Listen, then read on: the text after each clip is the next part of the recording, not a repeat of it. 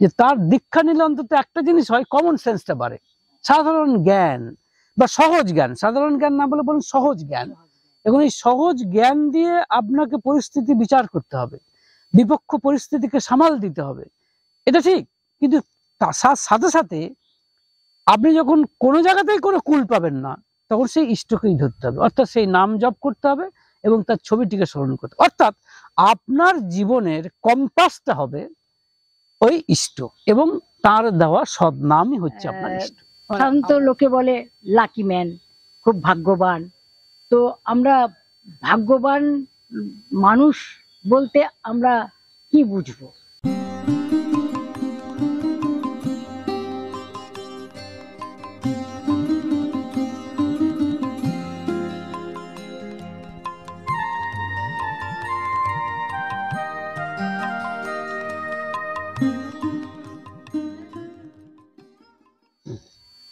জয় গুরু। জয় গুরু, জয় গুরু। আপনার সঙ্গে দেখা হয়ে খুব ভালো লাগলো। অনেক দিন থেকে আমার একটা মনের প্রশ্ন ছিল, সেটা আপনার কাছে জানতে ইচ্ছে করছে। সাধারণত লোকে বলে লাকি ম্যান, খুব ভাগ্যবান। তো আমরা ভাগ্যবান মানুষ বলতে আমরা কি বুঝবো? আচ্ছা, এখন প্রশ্নটা অত্যন্ত মনে হয় স্বাভাবিকভাবে খুব সহজ প্রশ্ন, কিন্তু জটিল প্রশ্নও বটে। কিন্তু আপনি এমন একজনকে জিজ্ঞাসা করেছেন যার দৌড় হচ্ছে ওই যাকে বলে মোল্লার দৌড় মসজিদ পর্যন্ত। আমার যেটুকু বিদ্যার দৌড় বা যেটুকু বুঝি সেটা হচ্ছে শ্রী শ্রী ঠাকুর অনুকূলচন্দ্রের তিনি যে কথাগুলি বলেছেন সেই সুবাদে যেটুকু আমার জ্ঞান বলুন, বুদ্ধি বলুন, বিদ্যা বলুন, যাই বলুন, সেই অর্থে তিনি একদিন আমরা লক্ষ্য করে দেখছি আলোচনা প্রসঙ্গে প্রফুল্লদা এসেছেন সদ্য, তখন ঠাকুর বলছিলেন যে ফরচুনেট ম্যান কাকে বলে। আপনি যে প্রশ্নটা করলেন অ্যাকচুয়ালি এই সম্পর্কে আমার একটা মাথায় একটা আইডিয়া এসেছে, দেখতো এই কথাটা ঠিক হয় কিনা। ঠাকুর বলছেন, ঠাকুর বললেন, a fortunate man is he who can tune events and environment in favour of his existence. আমি কথাটা আবার বলছি, বলছে a fortunate man is he who can tune events and environment in favor of his existence. এটা বললেন। তো এর ব্যাখ্যাটা কি? হ্যাঁ, ব্যাখ্যাটা যে বাংলা, এর বাংলা মানেটা হচ্ছে যে সেই মানুষই ব্যক্তিত্ববান মানুষ, সৌভাগ্যবান মানুষ, যিনি তার সমস্ত ঘটনাকে, তার চারিদিকে যা ঘটে সমস্ত ঘটনাকে এবং পরিবেশকে তার অস্তিত্বের অনুকূলে আনতে পারেন। এটাই তাকেই বলা যেতে পারে সৌভাগ্যবান ব্যক্তি। এরকম একটা কথা ঠাকুর, মানে এর বাংলাটা হচ্ছে এরকম। আচ্ছা, তো হ্যাঁ, এটা তো আমরা বুঝলাম, এটা একটা তত্ত্ব কথা হয়ে গেল। তো এটার একটা যদি আপনি উদাহরণস্বরূপ কিছু একটা বলেন তাহলে একটু বুঝতে সুবিধা হয় আর কি। একদম, হ্যাঁ, ঠিকই বলেছেন। যদিও উদাহরণ হিসেবে তখন তো শিশু ঠাকুর চন্দ্র কিছু দেননি, কথাটা বলেছিলেন এবং খুব মজার কথা বলেছিলেন যে প্রফুল্লদাকে বলেছিলেন দেখ তো ঠিক হয় কিনা। প্রফুল্লদা বলেছিলেন, ও আপনি যখন বলেছেন তখন একদম ঠিক আছে। ঠাকুর বলেছেন পণ্ডিতই ছাড়, ভালো করে দেখ। তা উনি বলেছেন না, একদম ঠিক আছে, কোনো অসুবিধা, ভালো করে দেখেছেন, দেখে বললেন। এখন এটার উদাহরণ যদি বলেন, আমার যেটা এই মুহূর্তে মনে পড়ছে সেটা অনেকটা এরকম যে লুৎফর রহমান বলে একজন মুসলমান ব্যক্তি, হ্যাঁ, তিনি ঠাকুরের সংস্পর্শে এসেছিলেন এবং ঠাকুরের দীক্ষা নিয়েছিলেন এবং কালক্রমে তিনি ঋত্বিক হয়েছিলেন। আচ্ছা, এবং ঋত্বিক হয়েছিলেন এবং তিনি দীক্ষা দিতেন এবং তার কাজই হয়ে গেছিল মানুষের মধ্যে ঠাকুরকে প্রচার করা। এটাই তার জীবনের ধ্যান জ্ঞান সবকিছু হয়ে গেছিল। স্বাভাবিকভাবেই তিনি তার সংসারে খুব একটা সময় দিতে পারতেন না এবং তার বাড়িতে খুব একটা স্বাভাবিক, হ্যাঁ, বাড়িতে খুব একটা সময় দিতে পারতেন না। কিন্তু যা হয় সময়ের বিবর্তনে এক সময় তার বাবা মারা গেলেন। তখন বাবা মারা গেলে তখন তিনি বাড়িতে গেলেন। বাড়িতে গিয়ে কথা হলো যে এরকম যা হয় যে শ্রাদ্ধ করার কথা মৃত্যুর পরে, তাদের মতো করে মুসলিমরা যেমন করেন, হ্যাঁ, ওদের যেরকম রীতি অনুযায়ী তাহলে তিনি তারা মানে যেহেতু তিনি ওখানে থাকেন না, তাই খুব একটা সেখানকার হাল হকিকত তিনি জানেন না। সেই জন্যই তিনি, তার একজন বন্ধু ছিল, অত্যন্ত ঘনিষ্ঠ বন্ধু, তাকে তিনি বললেন যে তুই একটা ব্যবস্থা কর, তোকে আমি টাকা দিচ্ছি। হ্যাঁ, আমার বাবার সাধ্যে আমি তো কিছু করতে পারিনি, আমি চারিদিকে ঘুরে বেরিয়েছি। তো যা উনি ঋত্বিকে করে যা পেয়েছিলেন, যা পয়সা করে যা পেয়েছিলেন, সেটা তিনি ব্যাগ থেকে সবটাই দিয়ে দিয়েছিলেন ওই তার বন্ধুকে। হ্যাঁ, তো তখন তার বন্ধু বলেছিল যে এ টাকাতে কি হবে, কারণ শ্রাদ্ধ করতে গেলে তো এখানকার লোকেরা তো আমিষ খাবে। আমিষ খাওয়া মানে হচ্ছে আপনার মানে গোয়ালের মানে যে আমরা গরু খাই আর কি, গরু খাবে, গরুর মাংস খাবে আর কি। তো বলছে আমার তো আর পয়সা নেই, যা ছিল এইটাই, কারণ সৎভাবে যেটুকু আমি রোজগার করেছি এটাই। তখন বন্ধু বলছেন ঠিক আছে, তুই যদি না পারিস তাহলে আমার গোয়ালের একটা গরু কেটে ব্যবস্থা করবো। তো সেটা উনি চাননি, উনি বলেছিলেন দেখ আমি তো যেটুকু রোজগার করেছি, আমি চাইছি আমার রোজগার থেকেই আমার বাবার শ্রাদ্ধটা হোক। তখন উনি বলেছেন ঠিক আছে, দেখা যাক কি হয়। তা উনি নিমন্ত্রণ করেছেন মানুষজনকে। তা তিনি মানুষজন যাদেরকে নিমন্ত্রণ, ওদের কথাই বলে দাওয়াত, ওরা বলে দাওয়াত। হ্যাঁ, দাওয়াত যাদের করেছেন তারা আপনার তাদের ধারণা অনুযায়ী যেরকম হয় যে শ্রাদ্ধ বাড়িতে আমিষ খাবে, এবং সেরকম মানসিক প্রিপারেশন নিয়েই তারা এসেছেন। এখন দেখা গেল কি যে তারা এসেছে কিন্তু নিরামিষ রান্না হয়েছে, কারণ তার ওই পয়সাতে তো বেশি হবে না, তাই নিরামিষ রান্নার ব্যবস্থাই হয়েছে। কিন্তু ওরা এসে যখন বুঝতে পেরেছে যে নিরামিষের ব্যবস্থা, তখন তারা ভীষণ রকম হল্লা শুরু করে দিয়েছে। স্বাভাবিক, কারণ হচ্ছে যে তারা আমিষ খাবো বলে এসেছিল, আশাভঙ্গের মনস্তাপ, স্বাভাবিকভাবে রাগ হয়েছে তাদের, এবং তারা এমন একটা অবস্থা সৃষ্টি হয়েছে। তখন লুৎফরদা খুব মানে উদ্বিগ্ন হয়েছেন যে এরকম একটা অবস্থা, এত সুন্দর একটা ব্যবস্থা করেছে যাই হোক তার মতো করে, কিন্তু এরকম সময়তে যদি নষ্ট হয়ে যায়, কি বলে সমস্তটাই পণ্ড হয়ে যায়, তখন সেটা তার বাবার আত্মা শান্তি কামনা তিনি করছেন এইভাবে, তার যেরকম ভাবছেন। তখন তিনি ভাবছেন এতে সমস্যা, তাতে বন্ধুর খোঁজ করছেন, কিন্তু ঘটনাক্রমে বন্ধু তখন বেপাত্তা, তখন আর বন্ধুকে পাওয়া যাচ্ছে না। সেই সময়তে হয়তো তিনি মানে কিভাবে কি দাওয়াত করেছেন সেভাবে জানা যায়নি, নিমন্ত্রণ করেছেন, বা হয়তো আমিষের কথা বলেছেন, কিংবা বন্ধুকে বেকায়দায় ফেলেছেন, যে হয় যে সেটা জানি না, কিন্তু ঘটনাটা এরকম ঘটেছে। হ্যাঁ, তখন লুৎফরদা কিছু কি আর করেন, তার কাছে একমাত্র সম্বল হচ্ছে ওই ঠাকুরের নাম, ঠাকুরের দেওয়া যে সদ নাম, সেই সদ নাম তিনি জপ করছেন। কারণ এরকম একটা বিরুদ্ধ পরিবেশ, বিপক্ষ পরিস্থিতি, বুঝতে পারছেন তো, স্বাভাবিক এখন আর কি করবেন তিনি, তাকে যদি কিছু করার নেই, তার একমাত্র আয়ুধ মানে হচ্ছে অস্ত্র হচ্ছে ওই ঠাকুরের নাম, যেটা তিনি এতদিন করে এসেছেন, তা সেটা করছেন। হঠাৎ দেখা গেল তার মা এলো, তার মা বৃদ্ধা, তার বেঁচে আছেন মা, স্বাভাবিকভাবে তেমন কিছু শিক্ষিত নন তিনি, সেই অর্থে অশিক্ষিতা মা, কিন্তু আমি তাকে অশিক্ষিত মনে করি না। হ্যাঁ, যথেষ্ট বেশি জ্ঞানী, অশিক্ষিত মানে কেতাবে শিক্ষাই অশিক্ষিত, হ্যাঁ পুঁথিগত বিদ্যা নেই, ঠিক পুঁথিগত বিদ্যাটা নেই, কিন্তু আদারওয়াইজ সবই আছে, যথেষ্ট জ্ঞানী। বা ওই রকম ছেলের সংস্পর্শে এসে তারা কিন্তু আশ্চর্য হলেও সত্য, তারা কিন্তু নিরামিষ খাওয়া শুরু করেছিল, এবং তারা দীর্ঘ 10 বছর ধরে নিরামিষ ছিল, তার স্বামী স্ত্রী মিলে। যে সন্তান যেহেতু যাই হোক যেখানেই যাক, সে যেহেতু নিরামিষ খায়, লুৎফরদার বাবাও খেতেন, মাও খেতেন। তা যেহেতু সন্তান আমিষ খায় না, নিরামিষ খায়, হোক সে হিন্দু গুরুকে ধরেছে, কিন্তু ধর্মান্তরিত তো করেননি ঠাকুর। কিন্তু আপনি জানেন বোধহয় যে ঠাকুর কিন্তু ধর্মান্তর পছন্দ করতেন না, কারণ ঠাকুর বলছেন যে হ্যাঁ, যে conversion is no version of religion, এটা ঠাকুরের কথা। হ্যাঁ, তো ঠাকুর বলছেন তুমি কি হয়েছে, তুমি একজন খাঁটি মুসলমান হও। ঠাকুর বলছেন খাঁটি হিন্দু আর খাঁটি মুসলমানের মধ্যে কোনো তফাৎ নেই, একদম। হ্যাঁ ঠিক, খাঁটি হিন্দু আর খাঁটি মুসলিম, খাঁটি খ্রিস্টানের মধ্যে কোনো তফাৎ নেই, এটা ঠাকুরের নিজের কথা, এবং এটাই সত্য কথা। অর্থাৎ ঠাকুরের কথাই ধর্ম এক, আপনি জানেন মত আলাদা হতে পারে। তো যাই হোক, তো সেই অর্থে উনি নাম করছেন, তখন তার কোনো উপায় নেই।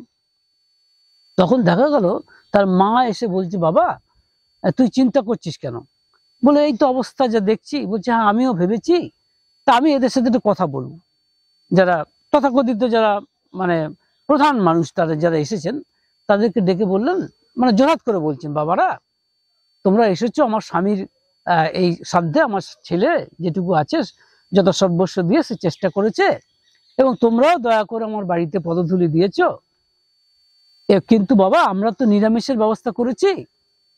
তখন ওরা বলছে, কেন নিরামিষের ব্যবস্থা করলেন? আমরা তো জানতাম আমিষের ব্যবস্থা। সেখানে আপনাদেরকে যদি আগে আপনারা বলে দিতেন যে আমিষের ব্যবস্থা, নিরামিষের ব্যবস্থা, তখন সেটা ব্যবস্থা হতো। কিন্তু এখন বললে কি করে হবে? কারণ এখন তো আমরা সেরকম মানসিক প্রিপারেশন নিয়ে এসেছি। আর তাছাড়া আমাদের ক্ষেত্রে তোমার ছেলে হয়তো এরকম করছে, কিন্তু আমাদের ক্ষেত্রে তো আমিষই ব্যবস্থা হয় শ্রাদ্ধ বাড়ি। তখন মাটি বলছেন, বাবা সবই তো বুঝলাম, একটা কথা আমার শুনবে? তা বলছে, আচ্ছা বলুন। বলছে, দেখো এই যে শ্রাদ্ধ বাড়িতে এসেছে এবং খাওয়া দাওয়া হবে, কিসের জন্য? আমার স্বামীর আত্মা যাতে শান্তি পায়, আমার স্বামীর আত্মা যাতে খুশি হয়। তখন বলছে, হ্যাঁ তা ঠিক, সে বিষয়ে কোনো সন্দেহ নেই। বলে, তাহলে বাবা আমার স্বামী যা পছন্দ করতেন, আমার স্বামী যা ভালোবাসতেন, সেটা করাই তো ভালো। তখন ওরা বুঝতে পারছে না ব্যাপারটা। বলছে, কিরকম?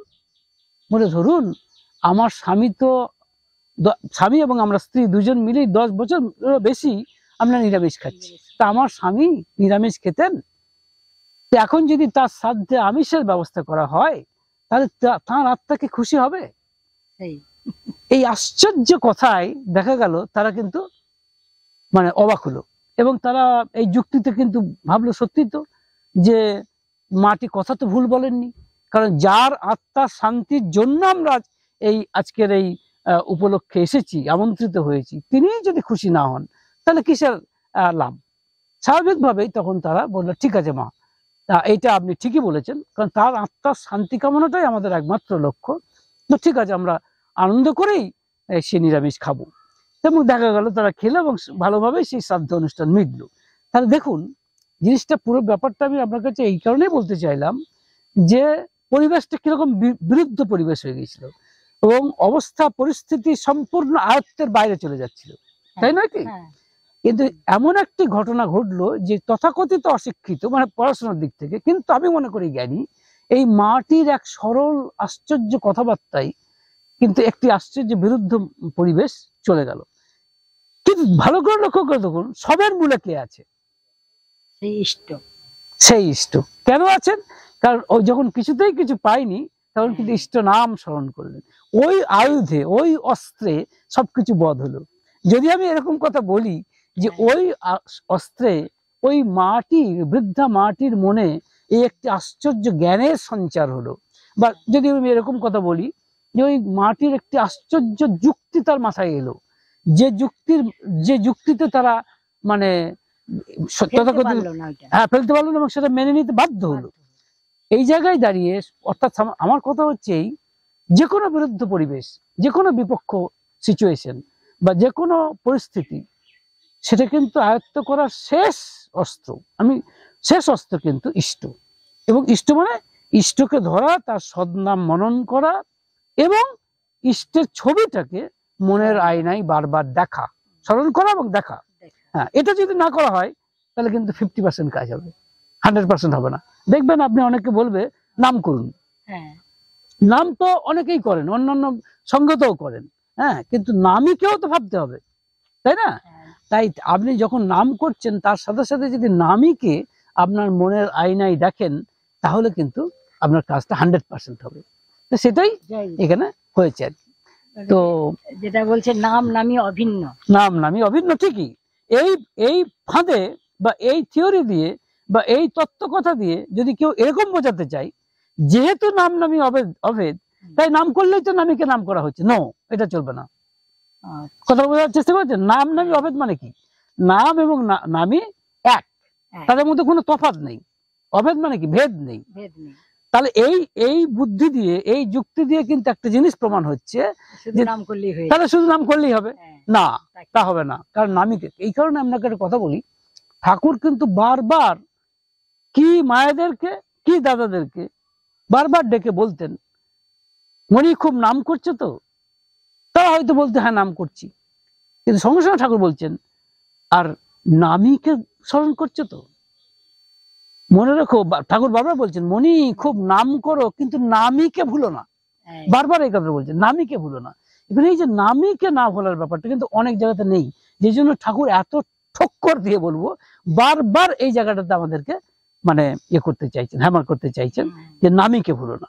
সেই জন্য আমি এই কথাটা বারবার বলতে চাই, এবং এই মাধ্যমে আপনার সঙ্গে কথোপকথনের মাধ্যমে সবাইকে জানাতে চাই যে শুধু নাম করাটাই যথেষ্ট নয়। নামীর প্রতিচ্ছবিকে, অর্থাৎ নামীর যে মূর্ত অবয়ব বা নামীর যে সজাগতায় মানে তার যে কোলেবর, তার যে মুখের চেহারা, সেইটিকে আপনার মনের আয়নায় যদি আপনি প্রতিনিয়ত না দেখার চেষ্টা করেন, তাহলে আপনার কাজ কিন্তু এবং মানে তার প্রতি ভালোবাসা নিয়ে। হ্যাঁ নিশ্চয়ই ভালো, আপনার ক্ষমতা অনুযায়ী, সাধ্য অনুযায়ী ভালোবাসা নিতে বটেই, কিন্তু প্রথম তো সবার ভালোবাসা আসে না। আসবে না, প্রথম নয়, মেকানিক্যালি হোক, মেকানিক্যালি যান্ত্রিক ভাবেই হোক, হ্যাঁ করতে করতে হবে। তো এই হিসেবে বলতে চাইছি, যেটা আপনি বললেন যে সৌভাগ্যবান ব্যক্তি, সৌভাগ্যের শেষ নিরিখ কিন্তু, বা নিরিখ বলবো সৌভাগ্যবান হবার জন্য শেষ অস্ত্র কিন্তু সেই যুগপুরুষোত্তম, মানে যিনি মূর্তমান ইষ্ট আর কি। হ্যাঁ, মানে তাকে, ইষ্টকে মাথায় রেখে, এবং যে কোনো কাজে যখনই আমরা এর করব, তখনই আমার লক্ষ্য হবে ইষ্ট, আদর্শ, মানে একদম, মানে ইষ্ট মানে মঙ্গল, যিনি মঙ্গলময়, একদম সেই মঙ্গলময়কে ধ্যান করে, মঙ্গলময়কে চিন্তা করে যদি আমরা এগোই, তার নাম ধ্যান জপ করি, তাহলে তিনি কিন্তু একটা সমস্যার সমাধান বাতিলে দেবেন। এইটাই তো একদম এই যে বলতে, যেমন ধরুন একজন নাবিক, তার কাছে যেমন ধ্রুবতারাটা হচ্ছে কম্পাস, কারণ সেটা জানে সেটা হচ্ছে উত্তর দিক। ধ্রুবতারাটা কখনো বিট্রে করবে না, ধ্রুবতারা কিন্তু তাকে কখনো বিশ্বাসঘাতকতা করবে না, ধ্রুবতারার দিকে তাকিয়ে সে জাহাজ চালাচ্ছে। তাই বিরুদ্ধ পরিবেশকে বা বিপক্ষ পরিস্থিতিকে আপনাকে যদি সামলাতে হয়, নিশ্চয়ই আপনার বুদ্ধিবৃত্তি দিয়েই সামলাতে হবে। আপনার যেটাকে বলে কমন সেন্স, সাধারণ বুদ্ধি দিয়েই করতে। ঠাকুর অনুকূলচন্দ্র ঠিক এভাবে না বললেও তার জীবন দর্শন থেকে একটু বুঝতে পারি যে তার দীক্ষা নিলে অন্তত একটা জিনিস হয়, কমন সেন্সটা বাড়ে, সাধারণ জ্ঞান বা সহজ জ্ঞান, সাধারণ জ্ঞান না বলে বলুন সহজ জ্ঞান।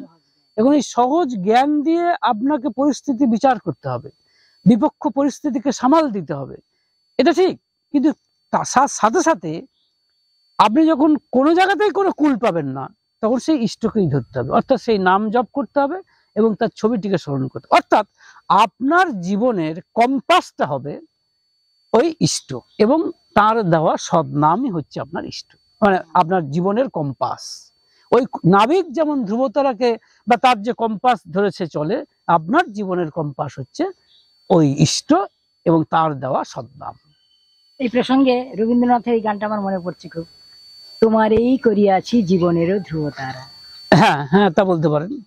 সেভাবে যদি জীবনের ধ্রুবতারা করে আমরা চলতে পারি, তাহলে মনে হয় কেন এটাই ঠিক হবে। ধ্রুবতারা করে তাকেই যদি আমরা ধ্রুবতারা করে চলি, তাহলে আমাদের কাজগুলো সঠিক হবে। একদম, হ্যাঁ ঠিক, তাকেই ধ্রুব। এখন এটা করতে গেলে দেখবেন অনেক সময় হয়তো আপনি তথাকথিত ভাবে ঠকতেও পারেন। ঠকতে মানে সাময়িক বিপর্যয় যে আপনার আসবে না এমন কিন্তু নয়। যেমন ঠাকুর বলছে না, দুঃখ যে আসবে না তা নয়, কিন্তু দুঃখের মধ্যেও শান্তিকে অনুভব করতে পারবেন, এটা কিন্তু গ্যারেন্টি আছে। এমন নয় যে ঠাকুরের কথা, ঠাকুরের সদমন্ত্র নাম করলে এবং ঠাকুরের কথা অনুযায়ী চললে জীবনে আপনার দুঃখ আসবে না, শুধুই সুখ আসবে, এমন কিন্তু নয়। পরিস্থিতি বিপক্ষে যাবে বা পরিস্থিতির অনেক অসুবিধা হবে, কিন্তু তথাপি মনে রাখবেন ওই ধ্রুবতারাকে কম্পাস হিসেবে ধরে রেখেছেন বলে, ইষ্টকে কম্পাস হিসেবে ধরে রেখেছেন বলে আপনি রেহাইও পাবেন। যে জন্য ঠাকুর বলছেন যে, ঠিক এই কথাটা সত্যানুসরণে বলেছেন যে তাকে যদি ধরে থাকো, অনেকটা এরকম বলছেন, মরবে না তবে কষ্টের জন্য রাজি থাকো। হ্যাঁ, কষ্ট করতে পারে না, কিন্তু এই কষ্টের একটা মূল্য আলাদা। মূল্য এটাই যে দুঃখের মধ্যেও শান্তিকে অনুভব করতে পারবে, এইটাই আমার মনে হয়। আমারও এই কথা প্রসঙ্গে আমার একটা কথা মনে হচ্ছে, ভক্তকে যেন ভগবান ভোগায়, এটা একটা পরীক্ষার মধ্যে ফেলেন। দেখেন যে ওই অবস্থাতেও তুমি ইষ্টকে ধরে আছো কিনা। এটা আমার একটা অনুভূতি, এটা কখনো কখনো আমি এটা দেখেছি কিন্তু আবার ঠিক ওটাকে আবার ওভারকাম করে নেওয়া যায়, ওই কষ্টটাকেও আবার। না না, যেটা বলছেন আপনি সেটা একদিক থেকে 100 বার ঠিক, যে হয়তো ঠিক সেইভাবে আমার যেটা মনে হয় ভক্তকে তিনি ভোগান এই অর্থে নন, তিনি কিন্তু ভোগান না। তা একটা মানুষের তো কর্মফল আছে, হ্যাঁ, প্রারব্ধ বলে একটা ব্যাপার আছে। প্রারব্ধ মানে মানে পরীক্ষা করেন পূর্ব এটা- জন্ম থেকে যেসব আমি কর্মফল করে আসছি তার সামগ্রিক একটা ফল কিন্তু আমি অস্বীকার করতে পারবো না। সেই জন্য বিপর্যয়ে পড়ে আমার যেতেই হতে পারে, সেটা তিনি করাচ্ছেন তা নয়। হ্যাঁ, তিনি এমন কথা বলেননি যে তুমি তাকে ধরেছো বলে তুমি দুঃখকে আমন্ত্রণ করো, তা নয়। কিন্তু দুঃখ আসতে পারে, কিন্তু সেটাকে, হ্যাঁ এটা এই অর্থে পরীক্ষা, এই অর্থে আমার মনে পরীক্ষা হয় বটে পরীক্ষা করেন যে এটা। আপনি তখন তাকে ছেড়ে ফেলছেন কিনা, এই অর্থে আপনি অবশ্যই পরীক্ষা, তাছাড়া আদারওয়াইজ ঠিক আছে। না, ঠাকুর একটা বাণী আছে না যে ওই এতে ক্ষুধায় আহার পাবে না, হুম। তৃষ্ণায় জল পাবে না। মানে তখন আমি পরীক্ষা করি যে তুমি তখনও ইষ্টকে ধরে আছো কিনা, এরকম ধরনের একটা না কথাও ওইটা ঠাকুরের কথাটা আছে। হয়তো খুব উচ্চ গ্রামের কথা, অর্থাৎ একদম হাই লেভেলে, মানে হাই লিমিটের কথা বলেছেন। কিন্তু সাধারণভাবে আমাদের জীবনে তো বিপর্যয় আসে বা ইয়ে হয়। ঠাকুর বলতে চাইছেন কোনো অবস্থাতে যেন তাকে তুমি পরিত্যাগ করো না, সেই তোমার কাছে একমাত্র মানে বিচার্য বিষয়, তিনিই হচ্ছেন একমাত্র মানে ধ্রুবতারা আর কি। ধ্রুবতারা জীবনের প্রধান করে রাখতে হবে তাকে, একদম একদম। এটাই হচ্ছে মোদ্দা কথা। ঠিক আছে, জয় গুরু, খুব ভালো জয় লাগলো গুরু, জয় গুরু। আজকে আলোচনা শুনে। জয় আমিও খুব উপকৃত হলাম, ভালো লাগলো। ভালো থাকবেন জয়। সবাইকে, জয় গুরু। জয়।